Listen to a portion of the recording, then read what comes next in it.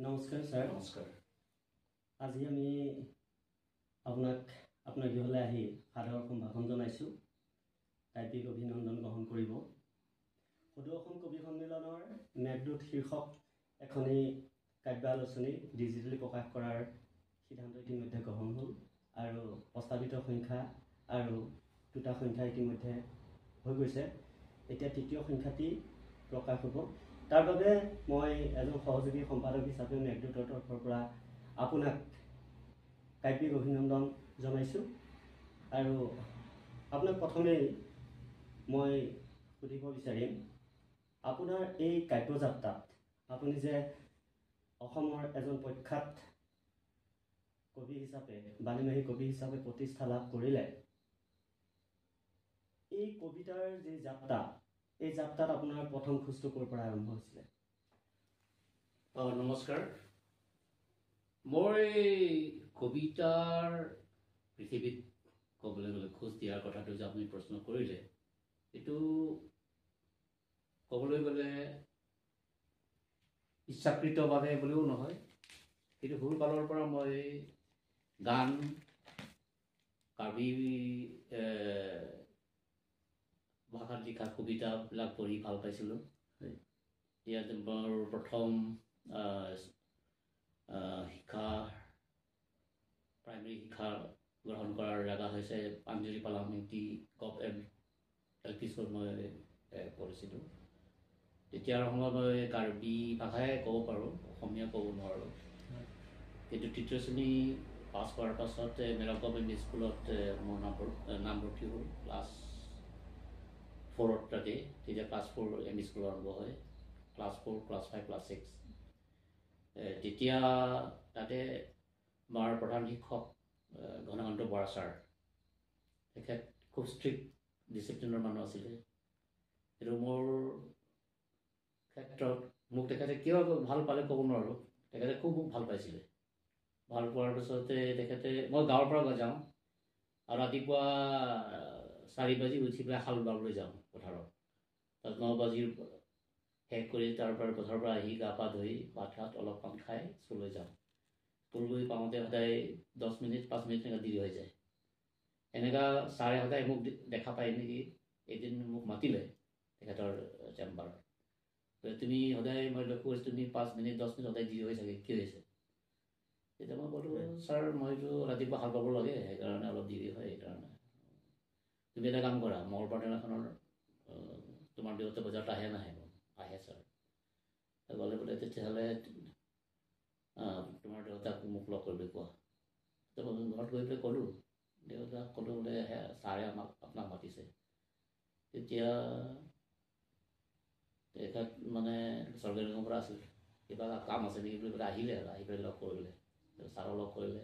ছাৰে ক'লে, আপোনাৰ ল'ৰাটো সদায় 5 মিনিট 10 মিনিট দেৰি হৈ যায়, এনেকৈ যদি হয় ফাষ্ট ক্ষতি কৰিলে লেচনবিলাক ভালদৰে পঢ়া নহ'ব, অলপ প্ৰব্লেম হ'ব। গতিকে কিহৰ কাৰণে ইমান দেৰি হৈ থাকে, যে ৰাতিপুৱা হাল বাব লাগে বুলি কৈছে, তেনেকুৱা ধৰণৰ কাৰণে হেৰি হৈছে বুলি ক'লে।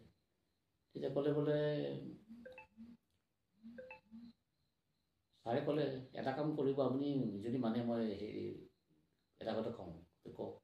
আপোনাৰ ল'ৰাটো মই হোষ্টেলত ৰাখিম, আপুনি যদি হয় ভৰ দিয়ে মই মোৰ ৰিক্সত থাকিব, আপুনি একো চিন্তা কৰিব নালাগে, ল'ৰাটো পঠাই দিয়ক। তেতিয়া দেউতাটো ভালেই পালে, ঠিকে আছে মই কালিৰ পৰা পঠিয়াই দিম বুলি পেলাই মই মোক পঠাই দিলে। তাৰপিছতে ছাৰে লগ কৰিলোঁ, দেউতাই লগ কৰিলে, আপোনাৰ কথাৰ মতে মই ল'ৰাটো আনিলোঁ, আপুনি য'ত ৰাখে ৰাখক। তেতিয়া ক'লে বোলে আপুনি চিন্তা কৰিব নালাগে, আপুনি যাওক বজাৰ চজাৰ কৰক, মই ল'ৰাটো ৰাখিম।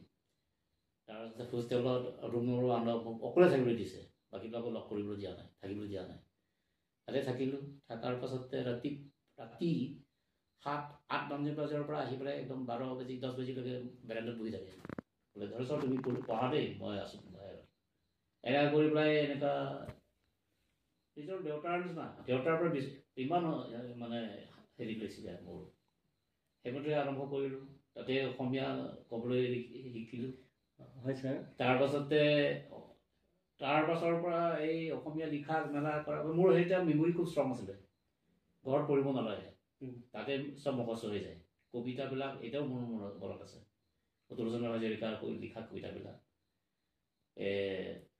তাৰপাছতে যিমান বুৰঞ্জীখিনি তাতে পঢ়ি পেলাই মোৰ মুখস্থ হৈ যায় সেইকাৰণে ক্লাছত মই সদায় ৰোল নম্বৰ 1 ক্লাছ হৈ যায় কিন্তু মই অসমীয়া ক'ব নোৱাৰোঁ কিন্তু লিখাটো লিখিব পাৰোঁ তাৰমানে এটা মুখস্থ কৰি সেই সময়তে এনেকুৱা নহয় নহয় কুৱেশ্যনবিলাক অসুখৰ বিষয়ে কি জানা লিখা বুলি ক'লে গোটেই মই লিখি দিম তেতিয়া কিবা এটা দিব লাগিব নম্বৰ সেইমতে নম্বৰটো পাই যায় এনেকুৱা ধৰণৰ আৰম্ভ কৰিলোঁ স্কুলৰ যিটো আৰম্ভণি সেইটো বিষয়ে আমি জানিবলৈ পালোঁ যে মই আপোনাক এইটো সুধিব বিচাৰিম যে আপোনাৰ কাব্যযাত্ৰাৰ যিটো প্ৰথম খোজ কেনেকৈ কবিতাৰ মাজলৈ আপুনি কাব্যযাত্ৰাৰ খোজটো ক'বলৈ গ'লে ডেংগ হাইস্কুল কপিটেড হাইস্কুলত যেতিয়া নাম ভৰ্তি হৈ গ'ল ক্লাছ 7ৰ পৰা ক্লাছ 10 সেই সময়ৰ পৰা আৰম্ভ হৈছে তাতে আমাৰ শিক্ষক আছিলে হেডমাষ্টাৰ আছিলে কুশল শইকীয়া ছাৰ তেখেতে পেইণ্টিঙত খুব এক্সপাৰ্ট ভাৰতৰ মেপ ব্ৰিটেইন ইংলেণ্ডৰ মেপ চকুমুদি আঁকিব পাৰে এনেধৰণৰ শিক্ষক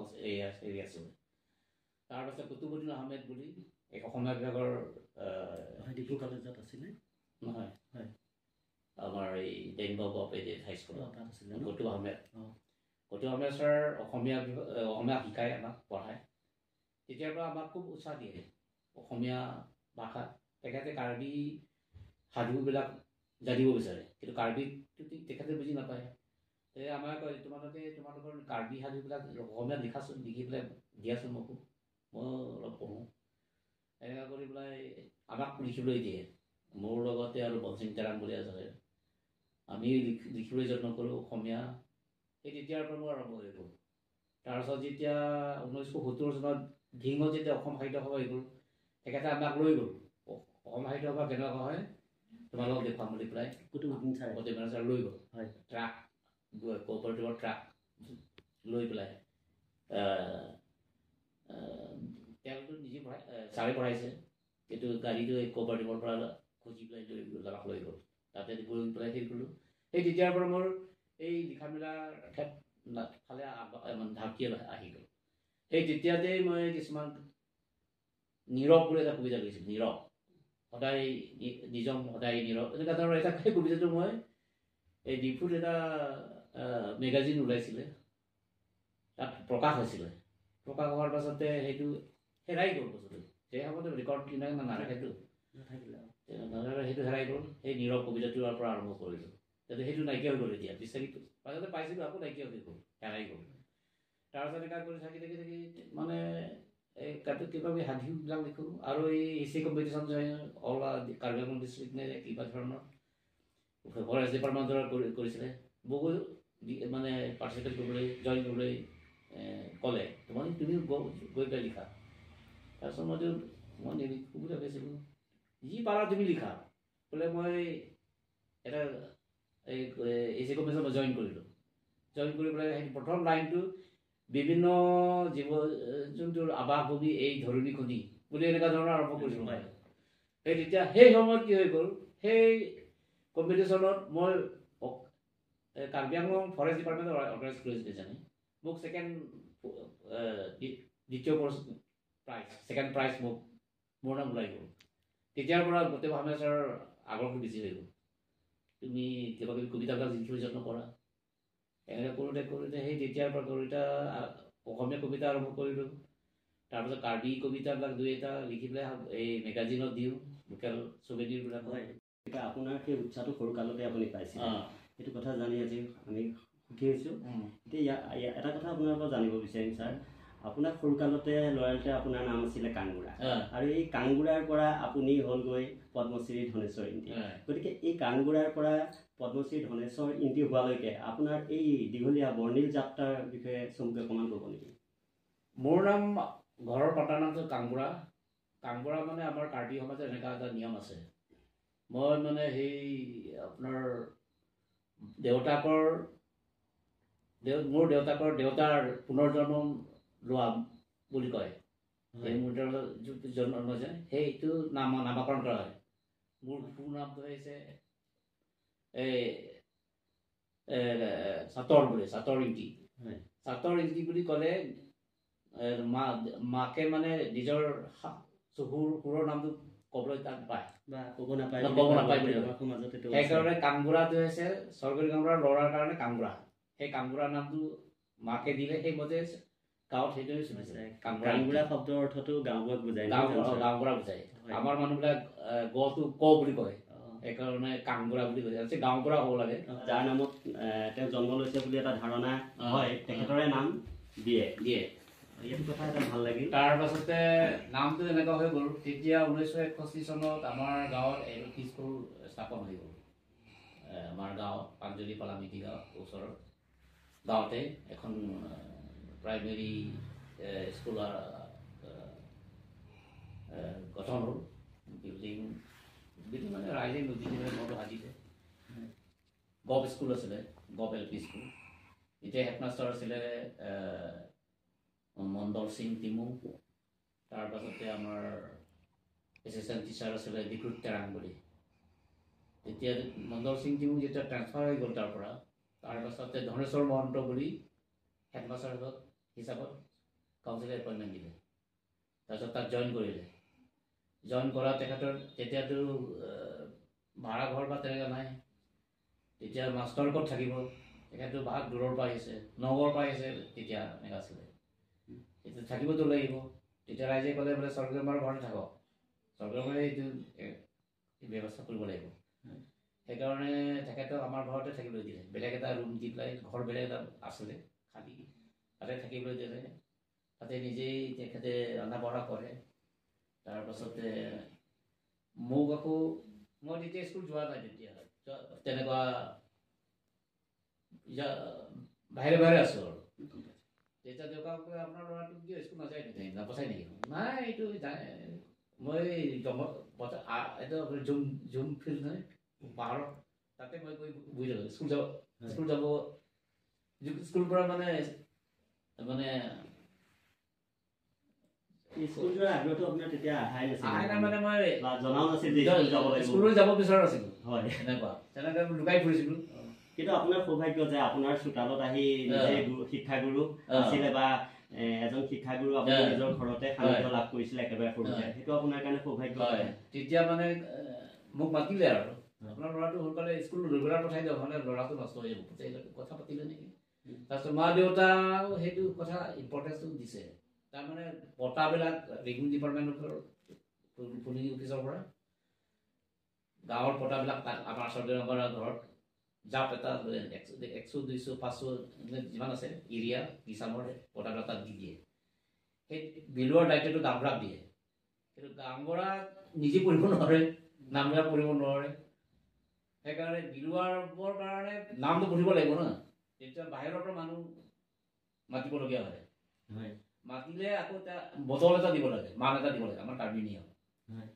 কিন্তু 150 জন পতাখন আহিলে 150খন পতা আহিলেও এবাৰতে গোটেই মানুহ নাহে কিছুমান কেতিয়াবা 20 জন আহিব কিছুমান 10 জন আহিব তেনেকৈ বহুত সময় লাগে প্ৰত্যেকবাৰ মাতি থাকিব লাগে বটল দি থাকিব লাগে মাটো খং উঠি গ'ল এইটোৰ ভিতৰতে মোৰ বটলে দি থাকিবলগীয়া আছে শেষ হৈ গ'ল এতিয়া কি কৰিব এতিয়া এনেকুৱা কিমান দিন আমি চলাম এইটো নহ'ব নহয় তেতিয়া মায়ে ক'লে বোলে এটা কাম কৰিব লাগিব কি এই ল'ৰাটো স্কুলত পঠাই দিম সি যেতিয়া নাম পঢ়িব পাৰিব তেতিয়া আমাৰ কামত আহি যাব এই স্কুল যোৱাটো মোৰ সেইটো কাৰণে তাৰ পাছতে তেওঁলোকে আলোচনা কৰাৰ কাৰণে মোৰ খুৰাটোৱে ক'লে ইয়াক স্কুল পঠাই দিয়ে তাৰপিছত মইতো পাহাৰত পলাই গ'লোঁ একমাহ থাকিলোঁ তাতে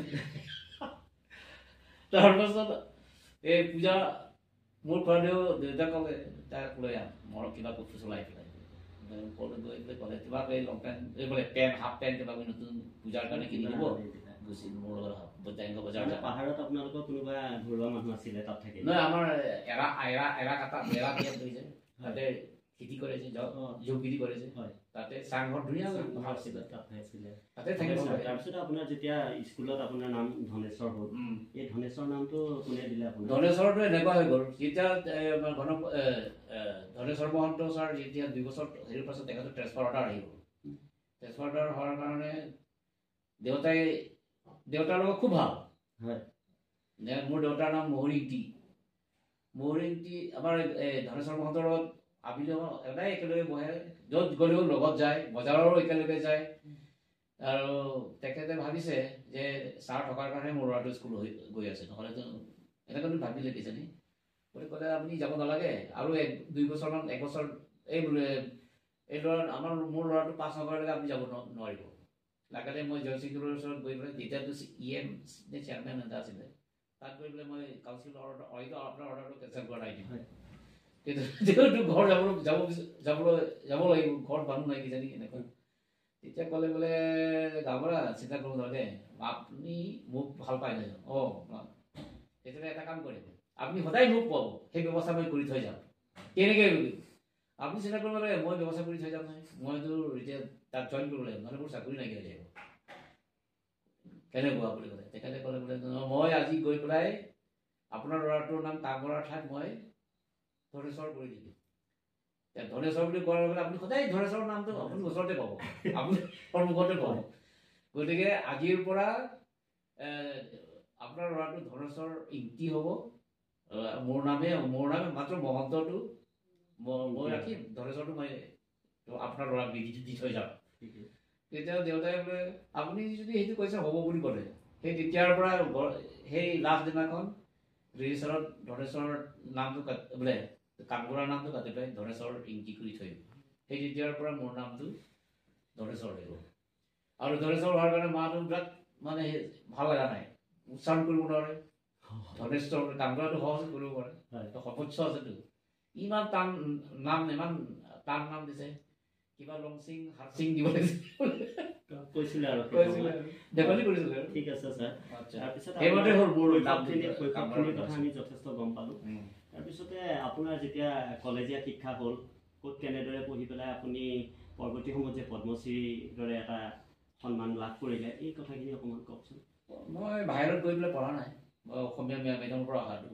অসমীয়া মই ME স্কুলৰ পৰা, বিশেষকৈ হাইস্কুলৰ পৰা অসমীয়াৰ প্ৰতি মোৰ ধাউতিটো যথেষ্ট আছিলে। আমাৰ কাৰ্বি ভাষাত এটা গানে আছে যে ইংৰাজীলৈ পলামা টেকন'লজি অসমীয়া পঢ়া। তাৰমানে ইংৰাজী নাজানিলেও কমচে কম অসমীয়াটো জানিব লাগে। যাৰ ল'ৰা ছোৱালী আছে তোমালোকে স্কুলত পঠোৱা, এই ধৰণৰ সেই সময়ত গান এটা আছিলে। তেতিয়া মা দেউতাই সেইকাৰণে মই একচুৱেলি ইমান পঢ়িবলগীয়া নাছিল, পঢ়িবৰ কাৰণে পঠোৱা নাছিলে মোক। তাত ME স্কুল নহয়, হাই স্কুল LP স্কুল শেষ হোৱাৰ পাছত মোক মই তেতিয়া চব লিখিব পাৰোঁ। গৰু বিচাৰ ৰচিদ, গৰু সলনি কৰা ৰচিদ, আগতে ৰচনা বুলি এখন কিতাপ আছে, তাতে চব লিখা থাকে। তেতিয়া মোৰ মানে মোক সেই সময়তে মইহে অলপ লিখিব জানো, মানুহ অকলে আছে। এতিয়া মোকে মাতে, গৰু সলনি কৰি গৰু সলনা ৰচিদ, গৰু বেচা ৰচিদ, এইবিলাক মই কেনেকৈ লিখোঁ, মই মগজু কৰি লৈছোঁ। তাতে ৰচনা তাতে লিখাই আছে, মাত্ৰ নামটো হাজৰিকাৰ ঠাইত মই ৰঙাহাং দিব লাগে, ৰংপি দিব লাগে, ইংকি দিব লাগে। গৰুৰ বিৱৰণটো সেই তাৰ কলা বগা কিবাটো আছে নহয়, এনেকৈ লিখি পেলাই লিখিলে মোক 2 টকা দিয়ে। সেই এনেধৰণে মই হেৰি কৰিলোঁ। তাৰমানে আপুনি ৰচিদ পঢ়িব হৈছিল। তাৰ পাছতে সেই গৈ অসমীয়া কটনত পঢ়িছিলে? নাই নহয়, মই চব ইয়াত লোকেল নহয়। তাৰপাছতে মেট্ৰিক পাছ কৰিছোঁ, 72 চনত মই মেট্ৰিক পাছ কৰিলোঁ। ক'ৰ পৰা কৰিছিলে ছাৰ? এই ডেংগু হাইস্কুলৰ পৰা। পাছ কৰাৰ পাছতে ডিব্ৰুগড় কলেজত নামভৰ্তি হ'ল। ডিব্ৰুগড় কলেজত ডিব্ৰু সেই প্ৰথম এডমিশ্যন ল'বৰ কাৰণেহে আহিছোঁ। মই আগতে ডিব্ৰুত অহাই নাই। আহিলোঁ, তাতে এডমিশ্যন ল'লোঁ। ইংৰাজী মানে PU ফাৰ্ষ্ট ইয়াৰ বুলি তেতিয়া আছিলে। PU ফাৰ্ষ্ট ইয়াৰ ডিব্ৰু কলেজত পঢ়িলোঁ। তাৰপিছত ডিব্ৰু ছেকেণ্ড ইয়াৰ পঢ়িলোঁ। তাৰপিছত ডিগ্ৰী ফাৰ্ষ্ট ইয়াৰ পঢ়িলোঁ। ছেকেণ্ড ইয়াৰ পাছ কৰাৰ পাছতে গুৱাহাটী ইউনিভাৰ্চিটিত এডমিশ্যন ল'লোঁ। গুৱাহাটী ইউনিভাৰ্চিটিৰ কথা আপুনি মাজতে কৈছিলে, তেতিয়া কিবা আনলাকি 13ৰ কথা এটা কৈছিলে। সেইটো এটা ইণ্টাৰেষ্টিং। মই যেতিয়া ডিব্ৰুগড় কলেজ আগতে গগৈ ছাৰ বুলি মোক খুব মৰম কৰিছিলে, আৰু তেতিয়া নিয়োগ ছাৰ প্ৰিন্সিপাল আছিলে, তেখেতসকলে মোক খুব মৰম কৰিছিলে। তাৰমানে বস্তুটো তাত ডিচিপ্লিনটো তেখেতে খুব বিচাৰিছিলে। আমি সময়ত যাওঁ, ক্লাছ কৰোঁ, এনেকুৱা কৰাৰ কাৰণে আমাক খুব ভাল পাইছিলে। আৰু যিয়ে হওক, তাৰ পৰা পাছ কৰাৰ পাছত গভৰ্ণমেণ্ট গুৱাহাটী ইউনিভাৰ্চিটিত এডমিশ্যন ল'লোঁ। ইণ্টাৰেষ্টিং কথা যে তেলৰ কথা যে ক'লে সেইদিনাখন মই ডিপুৰ পৰা গুৱাহাটীলৈ যাব লাগিব দিনাখন আছে 13 তাৰিখ তাৰপাছতে টিকেট কাটিলোঁ আছাম ষ্টেট ট্ৰেন্সপৰ্ট টিকেট মোৰ নম্বৰ আছে টিকেটৰ নম্বৰ 13 তাৰপিছত যাত যেতিয়া এডমিশ্যন ল'বলৈ গ'লোঁ এডমিশ্যন লোৱাৰ পাছত মোৰ ৰোল নম্বৰ আছে 13 তাৰপাছতে আকৌ হোষ্টেল RTC 1ত মোক এডমিশ্যন দিলে ৰোল নম্বৰ 13 সেইকাৰণে 13 মোৰ কাৰণে লাকি বুলি মই ভাবিছোঁ এইটো এটা আচৰিত কথা এনেকুৱা কৰি পেলাই তাতে ইংৰাজীবিলাক শিকিলোঁ হেৰিবিলাক মানে গগৈ ছাৰ হিৰেণ গোহাঁই ছাৰ মোক খুব মানে হেৰি কৰিছিলে মৰম কৰিছিলে তাতে সেই সময়ত মানে মই এটেণ্ডেঞ্চ পাৰ্চেণ্টেজটো কম আছিলে কম হোৱাৰ কাৰণে মোৰ স্কলাৰশ্বিপটো বন্ধ হৈ গ'ল তাৰপিছতে স্কলাৰশ্বিপটো আহিছে কিন্তু ৰিলিজ দিয়া নাই হেৰি ডাইৰেক্টৰে তাৰপাছতে মোক মাতিলে হিৰেণ গোহাঁই ছাৰে মাতিছে কাৰণে মই গ'লোঁ তোমাৰ কি হৈছে এটেণ্ডেঞ্চটো তোমাৰ স্কলাৰশ্বিপটো বন্ধ হৈ যাব কিয় মাজে মাজে ক্লাছ নকৰা নাই মই ক'লোঁ তুমি তোমাৰ ঘৰৰ অৱস্থা কেনেকুৱা ঘৰৰ পাছতো ভাল হৈছে মা দেউতাটো এনেকৈ খেতি কৰা মানুহ আৰু চৰকাৰী কৰা হয় আৰু এই মিটিং চিটিং এই কিবা বিজাজ খুলি থাকে এইটো প্ৰব্লেম আছে না তেতিয়া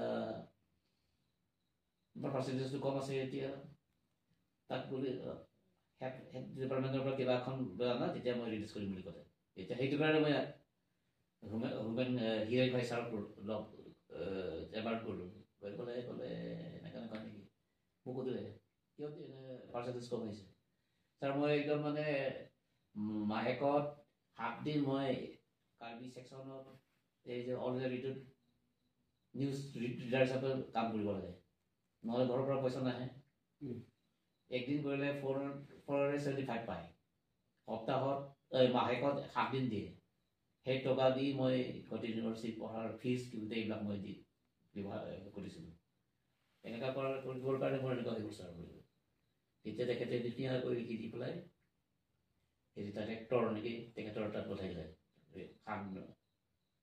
এই স্কলাৰশ্বিপ দিবৰ কাৰণে হিৰেণ গোহাঁই ছাৰ হেৰি লেটাৰ লেখাৰ লগে লগে একদম নিজে উঠি গৈ পেলাই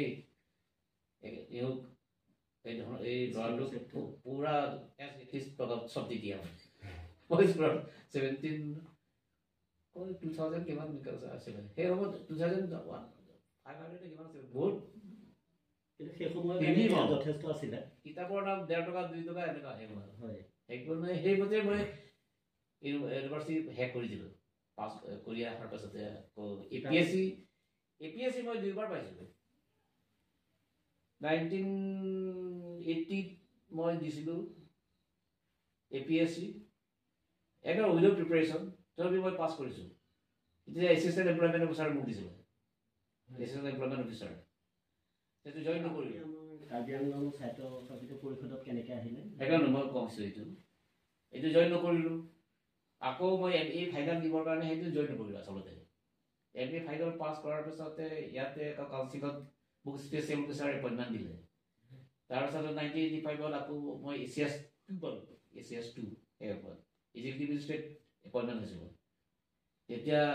কাউন্সিলে ক'লে বোলে তেতিয়া এই বিদেশিং মহল সিং টিটো আমাৰ ক্লাছমেট হয় একেলগে পঢ়া তেওঁলোকে ক'লে বোলে আমিও নতুনকৈ আহিছোঁ জনতা দল সময় যে আমিও নতুনকৈ আহিছোঁ আৰু আমিতো একেলগে আছোঁ অফিচৰ কাম কৰাবিলাক কিবা আমিতো ইমান গম নাপাওঁ গতিকে তুমিও একেলগে আমিতো একে কাম কৰি যাব নালাগে আমি একেই দৰমহা দিম বুলি কোৱাৰ কাৰণে ACSৰ দৰমহাৰ হিচাপত আমাকো দিলে সেই যাব সেই কোৱাৰ কাৰণে যাব পাৰিলোঁ হয় কিন্তু তেওঁলোকে কোৱাৰ কাৰণে ময়ো ইচ্ছা কৰা নাছিলে এনেকুৱা ধৰণৰ ফেমিলিৰ প্ৰব্লেম ইয়াত 6 মানুহ নাই কিবা কিবি এনেকৈ কৰি পেলাই ইয়াতে থাকিলোঁ আৰু ইয়াতে থকাৰ পাছতে লাষ্টত এছিষ্টেণ্ট ছেক্ৰেটাৰী দিলে এছিষ্টেণ্ট ছেক্ৰেটাৰী ACSৰ লগত একেই তাৰপাছতে 7 বছৰ হেৰি কৰাৰ পাছত আকৌ ডেপুটি ছেক্ৰেটাৰী দিলে তাৰপিছত 7 বছৰ পাছত আকৌ জইণ্ট ছেক্ৰেটাৰী আকৌ 2017ত মই ৰিটায়াৰমেণ্ট লৈছোঁ আৰু সেইমতে কাউন্সিলত মই থাকিব আৰু মই এতিয়া মই ফিল্ড এবাৰ নাই যে ৰিগ্ৰেট কৰা নাই যে মই ইয়াত থকাৰ কাৰণে হয়তো এইবিলাক সম্ভৱ হৈছে। নহয়, সেইটো ভাল হ'ল। আপুনি অসমতে থাকিলে অসমীয়া ভাষা সাহিত্যৰ লগতে ইংৰাজী ভাষা সাহিত্য আৰু কাৰ্বি ভাষা সাহিত্যৰ চৰ্চা কৰি আছে, আৰু লগতে নিজৰ মানুহখিনি সদায় লগত পাইছে, আৰু নিজৰ কাৰ্বি আংলং অট'নমাছ কাউন্সিলৰেই হওক বা কাৰ্বি আংলং জিলাখনৰ কাৰণে আপুনি বহুতখিনি চেক্ৰিফাইচ কৰিবলৈ সুবিধা পালে। গতিকে সেইটো এটা ভাল কথা, নিজৰ জেগাত থাকি পেলাই আমি নিজক আগবঢ়াই নিব পাৰোঁ। এতিয়া মই এইটো ক'ম, আপোনাৰ ৰিটায়াৰমেণ্টৰ পাছত আপুনি পদ্মশ্ৰী এটা উচ্চ পৰ্যায়ৰ সন্মান লাভ কৰে, এই অনুভৱটো কেনেকুৱা আপোনাৰ? অনুভৱটো একচুৱেলি মই ক'বলৈ গ'লে কোনোদিন নভবা বস্তু ফটকৈ আহি গ'ল। মইতো আচৰিত হৈ গ'ল, কেনেকৈ মোৰ নাম হয় নে নহয় সেইটোৱে মাজতে মই কনফিউজ হৈ গৈছিলোঁ। যেতিয়া হোম মিনিষ্টাৰৰ পৰা ফোন আহিলে যে ধনেশ্বৰ হয় নাই বুলি কোৱাৰ কাৰণে মইতো ভাবিছিলোঁ কোন ধনেশ্বৰ বুলিহে প্ৰশ্ন কৰিছিলোঁ। তেতিয়া ক'লে তেখেতে ক'লে বোলে Dhaneswar house number ward number চব কৈ দিয়াৰ পাছতো মই হয় বুলি ক'লোঁ। কিবা আছিলে নেকি ছাৰ বুলি ক'লোঁ। আপোনাৰ এটা ভাল খবৰ আছে বুলি ক'লে। কি খবৰ? আপোনাৰ নামটো পদ্মশ্ৰীৰ কাৰণে মনোনীত কৰা হৈছে। আজি 26 জানুৱাৰীৰ মৰ্ণিঙত সেইটো ডিক্লেয়াৰ কৰা হ'ব। এডভান্স আপোনাক খবৰ দিছোঁ, আপুনি কাকো নক'ব, কনফিডেঞ্চিয়েল হৈ আছে। সেইটো এডভান্স মানে মেছেজ গতিকে এইবছৰৰ কাৰণে 2022 এইবছৰৰ কাৰণে আপোনাক অসমৰ পৰা মানে পদ্মশ্ৰী হেৰিটো সন্মানটো আশা হ'ব, এনেকুৱা ধৰণে জনালে। আৰু তেওঁৰ মতে আচৰিত হৈ গ'লোঁ। মইতো কোনো একো বস্তু কাম তেনেকৈ লেখনবলগীয়া কাম মইতো কৰা নাই। মই চাকৰি কৰিলোঁ, চাকৰি ৰিটায়াৰৰ পাছতে মই বেলেগ ভাবিলোঁ কি কাৰণত মাতিলে, কাৰণ আগতে বহুত মানুহ আহি আছিলেতো ইয়াতে যাৰ সোধে আপুনি কি কৰে কি নকৰে, এনেকুৱা ধৰণৰ কিবা ৰিপৰ্ট পঠায় নেকি, মাজে মাজে কেমেৰা চেমেৰা লৈ পেলাই এনেকৈ আহি পেলাই আপোনালোকৰ কথা পাতিম বুলি এনেই পাতিবলৈ গুচি যায়। মই তেতিয়া আচৰিত হৈ গ'লোঁ, কিহৰ কাৰণে ইমান মোক বিচাৰি আছে। আপোনাক আচলতে সমাজখনে চাই থাকে, সমাজখনে আমাৰ এক নেটৰ দৰে কাম কৰে। আমি দুটা চকুৰে আমি সমাজখনক চাই আছোঁ, কিন্তু সমাজখনেও আমাক চাই থাকে, নহয় জানো? গতিকে সমাজে সেই স্বীকৃতিটো দিছে আপোনাক। সমাজৰ স্বীকৃতি আছে কাৰণে এটা পৰ্যায়ত গৈ আপোনাক চৰকাৰে পদ্মশ্ৰীৰ দৰে সন্মান দিছে। গতিকে আমি আপোনাক অভিনন্দন জনাইছোঁ। আৰু এটা প্ৰশ্ন আপোনালৈ আছে, কাৰণ আপুনি বালিমাহী কবি হিচাপে প্ৰখ্যাত। আপোনাক এই বালিমাহী কবি হিচাপে বালিমাহী বুলি আপোনাক খ্যাতিটো দিলে আমাৰ ৰংগং গ্ৰেণ্ড ছাৰে, পদ্মশ্ৰী ৰংগং গ্ৰেণ্ড ছাৰে। গতিকে মই বালিমাহী কবি হিচাপে আপুনি নিজৰ কবিতাৰ বিষয়ে কি ক'ব, বা কবিতাত আপুনি পাঠকৰ বাবে কি দিব বিচাৰিছে?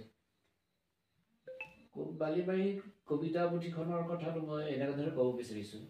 একচুৱেলি মই আমাৰ অসম সেইখন আৰু আছাম ট্ৰিবিউন তিনিখন পেপাৰ মই লওঁ অফিচ যেতিয়া মই চাকৰি কৰি থকাৰ সময়ত কালচাৰৰ কথা সেইটো লওঁ। আৰু আমাৰ অসমত মই হেডলাইনবিলাক পিছত পঢ়োঁ, কবিতা ওলাইছে নে নাই সেইটোৱে চাওঁ। কবিতা পঢ়াৰ পাছতহে মই বাকীবিলাক হেডলাইনবিলাক পঢ়োঁ। এতিয়া পঢ়ি ভাল লাগে, অসমীয়া ভাষাৰ কবিতাবিলাক মই যিহেতুকে খুব ভাল লাগে কাৰণে মই পঢ়োঁ। তাৰ পাছত কি হৈ গ'ল, এদিন কাৰ্বি আংলঙৰ কবিতা ওলাব বুলি পেলাই আমাৰ পবিত্ৰ বৰা আৰু দেৱেন ডিমু, জয়সিং তকবি আৰু অৰুণ তেৰণ, তাৰপাছতে আব্দুল সজিদ, তেওঁলোকে কবিতা বিচাৰি ফুৰিছে কাৰ্বি আংলঙৰ কবিতা উলিয়াব। তেখেতসকলে মানে সেই হোমে বগৈ ছাৰৰ লগত অলপ কথা পাতিলে, কাৰ্বি আংলঙৰ কবিতা ওলাব লাগে বুলি ক'লে, কাৰ্বি আংলঙৰ কবিতা। তেতিয়া বিভিন্ন মানুহক লগ কৰিলে, কবিতা বিচাৰি ফুৰিলে। তাৰপিছত মোৰ ঘৰতো আহিলে, এতিয়া মই অফিচ যাবলৈ ৰেডি হৈ আছিলোঁ। এতিয়া আহিলে, আহি পেলাই কি হ'ল বা নহয় আপোনাৰ কবিতা এটা লাগে। কবিতাটো মই এতিয়া কেনেকৈ দিম, মইতো অফিচ যাম। কোনে বিচাৰি আহিছিলে? এইটো জয়সিং তকবি আৰু সাজিদ এনেকুৱা ধৰণৰ মানুহ মোৰ তাত আহিছে। আহি পেলাই পবিত্ৰৰ পৰাতো সেইফালে কণ্টেক্ট কৰিছে, পবিত্ৰৰ পৰা হোমেন বগৈ ছাৰৰ লগত ভাল কৰিলে। তাৰপাছতে পঠালে মোৰ তাত, তেওঁ কৈছে যে তাতো যোৱা বুলি কোৱাৰ কাৰণে তেওঁলোকে আহিলে। আৰু তাৰপিছত বিচাৰি মই এটা কবিতা বিচাৰিছে, এটা উলিয়াই পেলাই তাতে দি দি পেলাই ক'লোঁ এইটো মোৰ এটা হেৰি আছে কবিতা। তেতিয়া মৃত্যু বুলি এটা কবিতা লিখিছোঁ। মৃত্যু বুলি কবিতা দি পেলাই এইভাগে ল'ব বিচাৰিছিলে। সেই সময়তে লক্ষেশ্বৰ বৰা বুলি এই আপোনাৰ হালধীয়া তীৰ কবি নহয়, কণ্ট্ৰেক্টৰ হয়। আহি পেলাই মোক ছাৰ আপুনি এই কবিতাটো ক'ত দিব? সেইটো আমাৰ অসমত দিব। তেখেতসকলে আহিছে। আচ্ছা আপুনি আপোনাৰ কবিতা আগতে প্ৰকাশ হৈছে নেকি? হোৱা নাই, এইবাৰ দিছোঁ আৰু।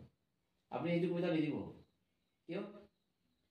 এইটো কবিতা আপুনি আৰম্ভণিৰ পৰা কিয় মৃত্যুৰ পৰা আৰম্ভ কৰিছে? বেলেগ কবিতা আছে যদি নহ'লে এইটো কৰিলে মই কিন্তু প্ৰটেষ্ট কৰিম বুলি কৈছে। এইটো পলিটিকেল মানুহ হয়।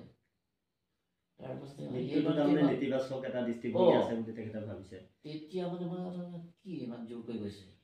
কি মোৰ ইচ্ছা মই য'ত যি দেখিম এইটো কৰিলে কিন্তু মই আপোনাক কেছ কৰি দিম। ভয় পাইছে। তাৰ পাছতে মই বোলো কথাটো হয় দেই, কিবা এটা হয়তো মোৰ জামিলা আহিব পাৰে, মোৰ চাকৰি কৰিব পাৰোঁ। সেইবোলে আকৌ মই ভাবিলোঁ নাই তেতিয়াহ'লে বোলে বোলে এইটো বেলেগ বিচাৰি থাকোঁতে ফটকে কেতিয়া এই ডেংগৰ দিখা মোৰ বাৰীৰ এই বালিমাহী চৰাইটো আহি থাকে, সেইটো এটা লিখিছিলোঁ সৰু কাগজ টুকুৰা। সেইটো আনি তাক ফটকে ভাগি গ'ল। ভাগ্য বুলি ক'ব লাগিব। এইটো মই তাত আছে বুলি ভবাই নাই। এনেকৈ বিচাৰোঁতে ফটকে পাই গ'ল। তাৰপিছত কবিতাটো সৰু লাইন এইটো কবিতা হ'ব নেকি? তেতিয়া সেই লক্ষেশ্বৰ এতিয়াও আছে। এইটো আপুনি দিয়ক, এইটো বেয়া নহ'ব, কিন্তু সেইটো আপুনি নিদিব বোলে। আপুনি আৰম্ভণিৰ পৰা কিয় মৃত্যুৰ পৰা আৰম্ভ কৰিছে? আপুনি কিবা ভাল এটা কবিতা নাম দিয়ক। তাৰপিছতে এইটো দিলোঁ। দিয়াৰ পাছতে এটা সময়ত ওলাই গ'ল বালিমাহী ধৰ্ষণী। তেতিয়াৰ পৰা মোৰ আৰম্ভ হৈ গ'ল কবিতা লিখা। আৰে মোৰ কবিতা ওলাইছে আমাৰ অসমত, আৰু মোৰ ধুনীয়া, মোৰ নামটো ইমান অসমীয়াত ইমান সুন্দৰভাৱে উলিয়াইছে। কবিতাবিলাক বহি ভাল লোকে ভাল পাইছে, পোৱা নাই মই পোৱা নাই, নিজৰো ভাল লাগি গ'ল এইটো কবিতা। সেই তেতিয়াৰ পৰা মই ডেইলি অফিচত কবিতা লিখোঁ। 10 বাজি বা 4 বাজি অফিচ গৈ পেলাই ফাইল যিমান আছে চব লিখি পেলাই ওপৰত পঠাই প্ৰিন্সিপাল ছেক্ৰেটাৰী পঠাবলৈ, ইএমঅ পঠাবলৈ, চিএমঅ পঠাবলৈ, চব পঠাই দিয়াৰ পাছত 2 বাজি টি ব্ৰেক হয়। সেই সময়ত বহি থাকে, এনেই বহি থাকোঁ। এতিয়া চাহু বুলি ফাইনেন্স এডভাইজাৰ মোৰ তাত আহে। আহি পেলাই পিচি চাহু বুলি ভুৱনচন্দ্ৰ চাহু, ঐ কি কৰিছে? আছোঁ বহি আছোঁ। লাল চাহ খাম দেই বুলি কয়। আহক লাল চাহ 1 টকা দিওঁ, এইটো খাওঁ। এনেকুৱা খোৱা 1 সপ্তাহ হৈ গ'ল। ডেইলি আহে মোৰ তাত। তেখেতেও কাম সেই সময়ত ব্ৰেক হয়, মোৰ তাতহে চাহ খাবলৈ আহে। তাৰপিছত এদিন মই ভাবিছোঁ এই বুঢ়াটো সদায় মোৰ তাত আহি থাকে, আজি মই জোকাম বুলি পেলাই এটা লিখিলোঁ আৰু কবিতা মানৱতাৰ গান বোলে। এনেই লিখিলোঁ আৰু লিখাৰ পাছতে থৈ দিছোঁ। বুঢ়াটো আহিলে মই তাক জোকাম বুলি কি বোলে কি হ'ল? আহক কি কৰিছে? মই কবিতা লিখিছোঁ। আপুনি কবিতা লিখিছে? কি কবিতা লিখিছে? আহক মই দেখাব নহয়। আহিল পঢ়কচোন কেনেকুৱা কবিতা লিখিছে। মই পঢ়িলোঁ মানৱতাৰ গান। বেয়া লগা নাই, থৈ দিয়ক, কামত আহিব বুলি পেলাই। সেই বুলি পেলাই ডেইলি মই লিখোঁ। 25 দিন লিখিলোঁ, 25টা কবিতা হৈ গ'ল। তেতিয়া তেখেতে ক'লে বোলে এইটো কিতাপ আকাৰত প্ৰকাশ কৰি দিয়ক না, ভাল লাগিব তোৰ। এনেই মই লিখিছোঁ, তথাপি কৰকচোন বুলি পেলাই। তেতিয়া একদিন মই সেইটো লৈ পেলাই ফাইলটো লৈ পেলাই চাজিতৰ ওচৰত গ'লো। সেই যে কোঅপাৰেটিভত তেতিয়া আছিলে, কি হৈছে? মোৰ কবিতা আপুনি টাইপ কৰি দিয়কচোন, প্ৰকাশ কৰিব পাৰিলে কৰিবলৈ। কৰি দিওঁ, মোৰ কামটো এইটোহে কৰি পেলাই দিলোঁ আৰু 25টা কবিতা। 25টা কবিতা 2-3 দিনৰ পাছত কৰি দিলে। তাৰপিছত ফোন কৰিলে, আপোনাৰ কবিতা টাইপিং হৈ গ'ল দেই, আপুনি চাই যাওক। গৈ পেলাই মই গ'লোঁ। গৈ পেলাই তেখেতে ক'লে 25টা কবিতা যদি কিতাপখন সৰু হ'ব, অতি কিতাপ আকাৰত যদি গ্ৰন্থ আকাৰত যদি প্ৰকাশ কৰিবলৈ হয় আপুনি 50টামান লিখিব লাগিব। ইয়াত 25টা আছে আৰু 25টা লিখিব লাগিব। তেতিয়া লামে লামে আৰম্ভ হ'ব, বেছি সময় নাই। এইটো ভাবাৰ কাৰণে তাত মই মনত ভাবিছোঁ আৰু তাতে মই মানে ৰিলিজ কৰিম বুলি পেলাই। তাৰপাছতে তাৰ পৰা আহি টেবুলত বহি গোটেই ৰাতি মই ভাত খোৱা নাই। ৰাতিপুৱা 4 বাজিলৈ মই কবিতা লিখিছোঁ। 25টা কবিতা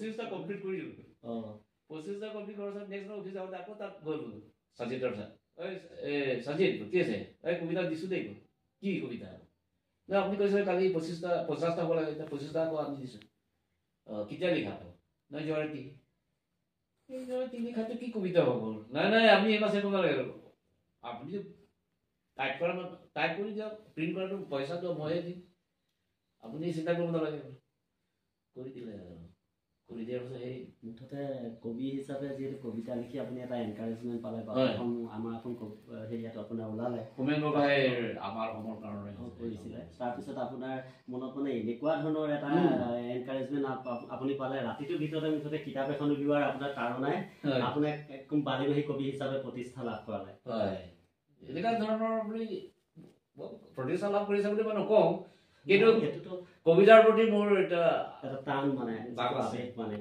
লিখিবই লাগিব আৰু মই কবিতা লিখো অসমীয়া শব্দ কিছুমান খুব ভাল লাগে সেই শব্দৰ প্ৰেমত মই কবিতা লিখো ক'বলৈ গ'লে মই কিবা চিটুৱেশ্যন লৈ কিবা হেৰি লৈ নিলিখো মই শব্দ লৈহে চাওঁ যে বালি মাহি পেলাই মোৰ সন্মুখত চৰাইটো উৰি থকা যায় প্ৰিয়ম্বদা বুলি কোৱাৰ কাৰণে স্বপ্নীল জোনাক লৈ জোনাক কাটিৰ কথা মই মনত গোটেই পিকচাৰটো আহি যায় সেই কৰি ধাৰণা সেই মনৰ ভাৱবিলাক প্ৰকাশ কৰাৰ কাৰণে লিখোঁ মই কবিতা লিখিছোঁ নে কি লিখিছোঁ মই সেইটোলৈ নাযাওঁ কিন্তু মোৰ মনৰ ভাৱটো যদি মই সেই তাত লিখি দিওঁ নহয় তেতিয়া মনটো হালকা হৈ যায় অনুভৱ যি আহে কবিতাৰ মাধ্যমে আৰু মই এতিয়াও নকওঁ যে মই কবি হৈছে বা কবিতা লিখিব পাৰিছোঁ সেইটো নহয় কিন্তু মনৰ ভাৱটো প্ৰকাশ নকৰিলে মনটো কিবা হিলি নিচিনা লাগি যায় হয় আৰু লিখাৰ পাছত যেতিয়া প্ৰকাশ হ'ব পেপাৰত বিশেষকৈ পেপাৰত প্ৰকাশ হোৱাৰ পাছত আনন্দ বেলেগ আছে আৰু সেই ক্ষেত্ৰতো এখেত আছেই লৈ লৈ পেলাই প্ৰকাশ কৰে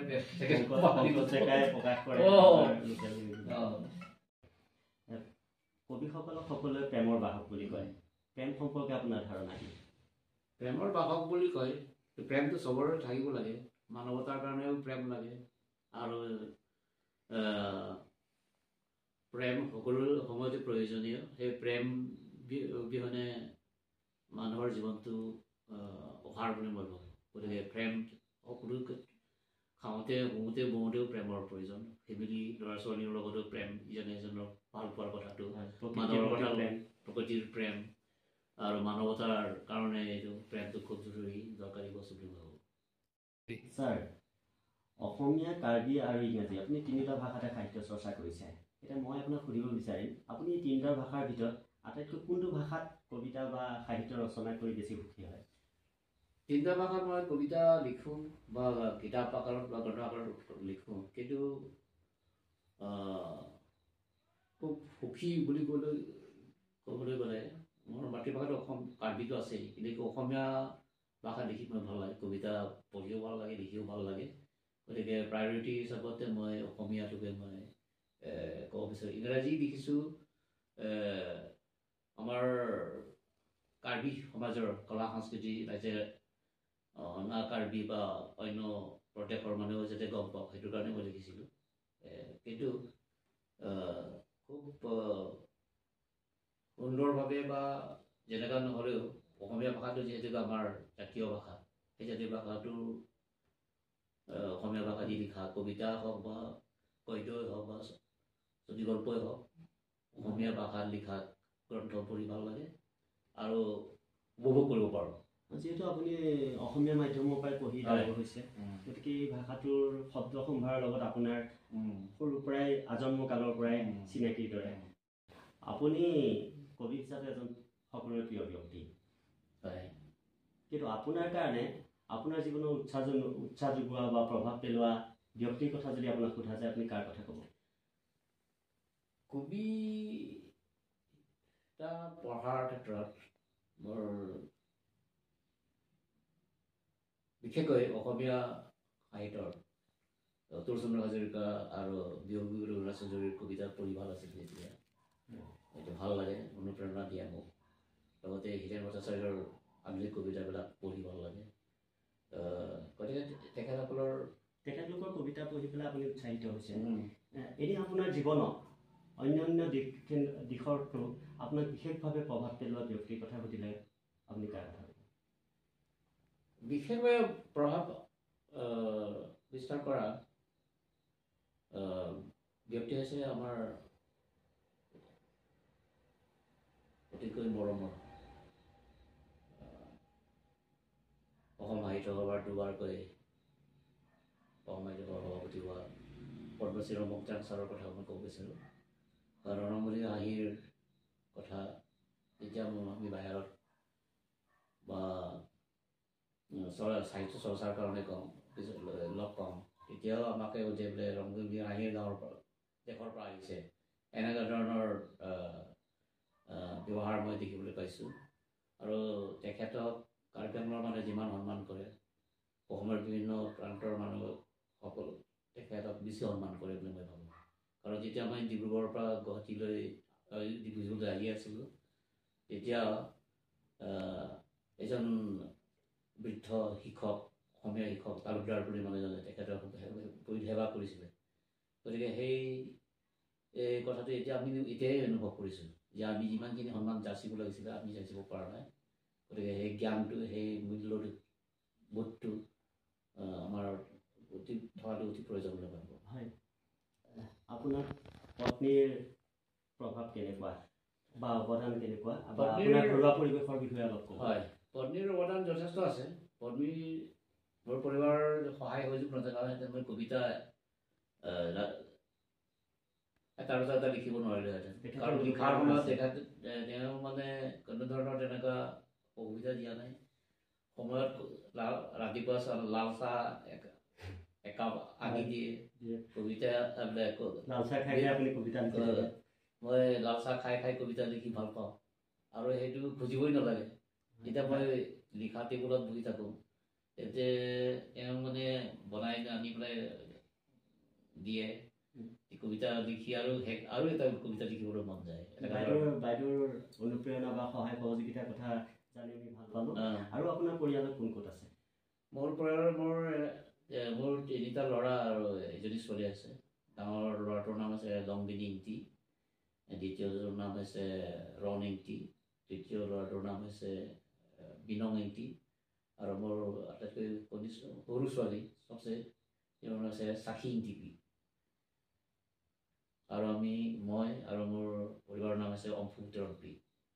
তেখেতলোক চব এই কাৰ্বি আংলঙতে বৰ্তমান কাৰ্বি আংলঙতে আছে। তেওঁলোকে বিভিন্ন বিভাগত সৰু সুৰা কৰ্মৰত হৈ আছে। হয় ছাৰ, দেখা গৈছে যে সকলোবিলাকে অসমীয়া মাধ্যমৰ পৰা ইংৰাজী মাধ্যমলৈ ধাৱমান হৈছে। গতিকে ইংৰাজী মাধ্যমলৈ এই ধাৱমান হোৱাত যি পৰিৱেশ পৰিস্থিতি আহি পৰিছে, অসমীয়া মাধ্যমটো ইতিমধ্যে প্ৰায় নোহোৱাৰ দৰে হ'ব ধৰিছে। অসমৰ বিভিন্ন প্ৰান্তত ইংৰাজী মাধ্যমৰ বিদ্যালয়বিলাক কাঠফুলাৰ দৰে গঢ়ি উঠিছে। গতিকে এই ক্ষেত্ৰত আপুনি অসমীয়া ভাষাটোৰ কেনেকুৱা ধৰণৰ ক্ষতি হ'ব বুলি ভাবে? মই এই ক্ষেত্ৰত মোৰ নিজৰ বক্তব্য এনেদৰে দিব বিচাৰিছোঁ যে অসমীয়া মাধ্যম, অসমবাসীৰ অসমৰ মাতৃভাষা, এইটো ইংৰাজী মাধ্যম যিমানেই নচলক, কিন্তু অসমীয়া বাদ দি কেতিয়াও দেশখন চলিব নোৱাৰে। আৰু ভাষা, অসমীয়া ভাষা যিটো যুগ যুগৰ পৰা চলি অহা ভাষা, সেই ভাষাটো কেতিয়াও মৃত্যু নহয় বা নাইকিয়া হৈ নাযাব, বৰং উন্নতি হ'ব বুলি মই ভাবোঁ। কাৰণ ইংৰাজী যিমানেই আপুনি শিকক, কিন্তু ইয়াৰ প্ৰচলনটো সৰ্বসাধাৰণ মানুহৰ লগতে অসমীয়া মাতৃভাষাতে ক'ব লাগিব। গতিকে মই ভাবোঁ যে অসমীয়া ভাষাটো যে শেষ হৈ যাব, এইটো মই কেতিয়াও নাভাবোঁ। আৰু কাৰ্বি আমাৰ মাতৃভাষাও ঠিক একেদৰে থাকিব বুলি ভাবোঁ। কাৰণ কোনো এটা ভাষা যেতিয়ালৈকে আমি নিজৰ মাতৃভাষাক আমি ভাল পাই থাকিম, ইমানেই ইংৰাজী মাধ্যম স্কুল নোখোলক, কিন্তু ক'ব লাগিব নিজৰ অসমীয়া ভাষা আৰু কাৰ্বি ভাষাতে আমি ঘৰত বা বজাৰ বা ৰাইজৰ প্ৰভাৱ থাকিবই। কাৰণ এতিয়া কাৰ্বি মানুহসকলে দেখিব গাঁৱত ভিতৰত যিমানখিনি আছে চব নাজানিলেও অসমীয়াতে ক'ব পাৰে। গতিকে মই অসমীয়া ভাষা যে এদিন নাইকিয়া হৈ যাব সেইটো মই কোনো নাভাবোঁ, আৰু এইটো চিৰ জীৱনীয় হৈ থাকিব বুলি ভাবোঁ। ছাৰ, সাম্প্ৰতিক সময়ত নৱপ্ৰজন্মৰ বহু কবিয়ে কবিতা ৰচনা কৰি আছে এই নৱপ্ৰজন্মক আপুনি কি পৰামৰ্শ দিব নৱপ্ৰজন্মৰ মোৰ মানে আশাবাদী তেখেতলোকে এতিয়া কবিতা যিটো আধুনিক কবিতা আধাৰত লিখিবলৈ যত্ন কৰিছে আৰু আমাৰ অসমীয়া ভাষা খুব উন্নত ভাষা সেই ভাষা যদি সাহিত্য চৰ্চা যদি কৰে তেখেতসকলৰ ভৱিষ্যতটো উজ্জ্বল বুলি মই ভাবোঁ পদ্মশ্ৰী ধনেশ্বৰ ইন্দি হিচাপে আগন্তুক দিনত আপোনাৰ পৰিকল্পনা কি পদ্মশ্ৰী ধনেশ্বৰ ইন্দিৰ হিচাপে ভৱিষ্যতৰ পৰিকল্পনা আছে কিছুমান কিন্তু পদ্মশ্ৰী হিচাপে নহয় ধনেশ্বৰ ইন্দি হিচাপে মোৰ কিছুমান পৰিকল্পনা আছে যেনেকৈ ধৰি লওক এতিয়া কাৰ্বি কলা সংস্কৃতিৰ ওপৰত গ্ৰন্থ আকাৰত মই প্ৰকাশ কৰিবলৈ লৈ আছোঁ কালচাৰেল হেৰিটেজ অফ দ্য কাৰ্বিজ বুলি তাৰপাছতে কাৰ্বি জনজাতিৰ নেতাসকলৰ বিষয়ে তাৰপিছত অসমীয়া ভাষাত কবিতা পুথি ওলাবৰ কাৰণে মই প্ৰচেষ্টা চলাই আছোঁ আৰু অসমীয়া ভাষাত এই মোৰ কাৰ্বি যিমানখিনি গ্ৰন্থ আছে অসমীয়া ভাষাত ৰূপান্তৰ ট্ৰেন্সলেট কৰিবৰ কাৰণে মই প্ৰচেষ্টা চলাই আছোঁ আৰু বৰ্তমান ভূপেন হাজৰিকাৰ গান কিছুমান আছে অসমীয়াৰ পৰা কাৰ্বি ভাষালৈ মই ৰূপান্তৰ কৰিবৰ বাবে প্ৰচেষ্টা চলাইছোঁ ইতিমধ্যে এটা গীত মই ট্ৰেন্সলেট কৰিলোঁ কাৰ্বি ভাষালৈ এইটো হৈছে আহ আহ ওলাই আহ এইটো কাৰ্বি ভাষাত মই কৰিছোঁ কাৰ্বি ভাষাত মই এনেকৈ লিখিছোঁ Da dawang nonda solang do arat Da dawang nonda atur wamara Rama dele rawon karmut pran padam nang Padam te padam nang pran te padam nang Roma pinpo apranke ja kafere ke samno Pisi man purona sosot kema thaki sumno Long kichung polonga hule pavir dam nanda এনেধৰণে মই ভূপেন হাজৰিকাদেৱৰ বৰ এটা সুন্দৰ গীত আৰু আপুনি যিখিনি পৰিকল্পনাৰ কথা ইতিমধ্যে ব্যক্ত কৰিলে সেইখিনি জানি আমি খুব সুখী হ'লোঁ আপোনাক আমি শুভেচ্ছা জনাইছোঁ লগতে আগন্তুক দিনত আপোনাৰ পৰিকল্পনাসমূহ সফল হওক এয়া আমি আশাবাদী গতিকে ছাৰ মেঘদূতৰ সদৌ কবি সন্মিলনৰ মেঘদূতৰ এই ডিজিটেল মেগজিনৰ কাৰণে আপুনি যিটো সাক্ষাৎকাৰ প্ৰদান কৰিলে আৰু আমাক আপোনাৰ বহুত